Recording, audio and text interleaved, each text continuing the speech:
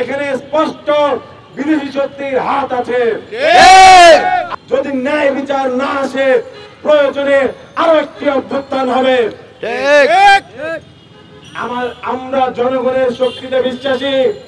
কোন প্রকার কোন বিদেশি এজেন্সি কিংবা দেশীয় দালাল এজেন্সিতে আমরা বিশ্বাস করি না।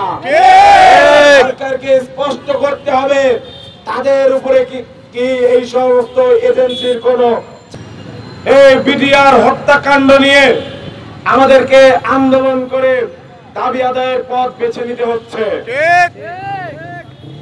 এটি তো এই সরকারের অন্যতম ম্যান্ডেট ছিল, কারণ এই সরকারের ম্যান্ডেট জনগণের রক্ত।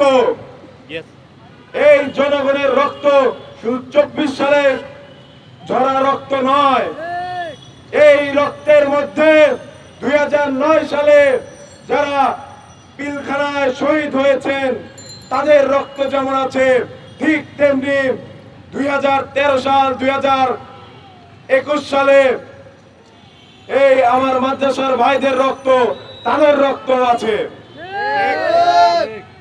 প্রত্যেকটা ফোঁটা রক্তের প্রতিটি ফোঁটা ছিল এই গণঅভ্যুত্থানের নিয়ামক। ঠিক।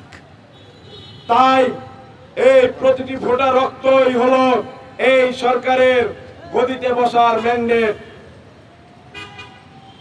আজকে ক্ষতিগ্রস্ত যারা বিডিআর এবং তাদের পরিবারের সদস্য, যাদের সাথে অধিকাংশ অন্যায় হয়েছে, আমরা সেখানে ন্যায় বিচারের জন্য দাঁড়িয়েছি। এটি অত্যন্ত বেদনাদায়ক এবং কষ্টদায়ক। আমাদের কেন আন্দোলন করতে হবে? আমাদের কেন শাহবাগ ব্লকেট করতে হবে? এটি তো একটি গণদাবি। আজকে সারা বাংলাদেশের 64টি জেলায় মানববন্ধন হচ্ছে, প্রচার প্রচারণা হচ্ছে।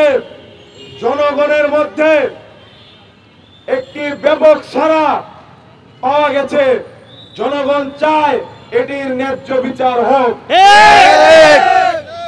আপনারা জানেন আমাদের দাবির প্রেক্ষিতে গত 23শে ডিসেম্বর স্বরাষ্ট্র মন্ত্রণালয় কর্তৃক একটি কমিশন গঠন করা হয়েছে, যার কার্যপরিধির 2-1 ধারা যুক্ত করে বলা হয়েছে যারা দোষী সাব্যস্ত হয়েছে তারা দোষী থাকবে। তাহলে পুনর্তদন্ত করে কি লাভ? আজকে যারা চাকরি হারিয়েছেন অন্যায় ভাবে, যারা জানতেনই না তাদের অপরাধ কি, তাদের অধিকার রয়েছে তাদের চাকরি ফেরত পাওয়ার। চাই। পরিবারের অধিকার রয়েছে সাধারণ নাগরিক সুবিধা পাওয়ার। অসংখ্য বিডিআর সদস্য জেলের ভেতরে বিনা বিচারে ঢুকে মরে গেছেন। মূলত তাদেরকে হত্যা করা হয়েছে। যারা হত্যা করা হয়েছে, যাদেরকে হত্যা করা হয়েছে তাদের পক্ষ থেকে সেই হত্যাকারী হাসিনা এবং তার সাথে যুক্ত সকল দোষরের আমরা বিচার দাবি করছি।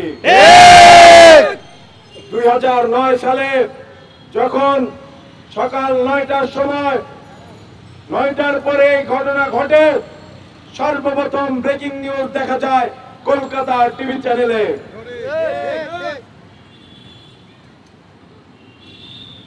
25 ফেব্রুয়ারি এই পিলখানা হত্যাকাণ্ডের সেই তারিখে 3 ঘন্টা আগে, ঘটনা ঘটার 3 ঘন্টা আগে বাংলাদেশ ভারত সীমান্তে রেড অ্যালার্ট জারি করে দিয়েছে। আমরা বলতে চাই এখানে স্পষ্ট বিদেশি শক্তির হাত আছে। আমরা আজকে গণঅভ্যুত্থানকারী সকল ছাত্র নাগরিক বলতে চাই, যদি ন্যায় বিচার না আসে প্রয়োজনে আরো একটি অভ্যুত্থান হবে। আমরা জনগণের শক্তিতে বিশ্বাসী। কোন প্রকার কোন বিদেশি এজেন্সি কিংবা দেশীয় দালাল এজেন্সিতে আমরা বিশ্বাস করি না। সরকারকে স্পষ্ট করতে হবে তাদের উপরে কি এই সমস্ত এজেন্সির কোনো চাপ আছে কিনা? যদি চাপ থেকে থাকে তাহলে আমরা বলবো আপনারা জনগণের শক্তিতে বিশ্বাস রাখুন। জনগণের শক্তি এই সব এজেন্সির চাইতে অনেক বেশি শক্তিশালী। আমরা অচিরেই হয়তো একটি বড় রকমের সমাবেশ করতে পারি।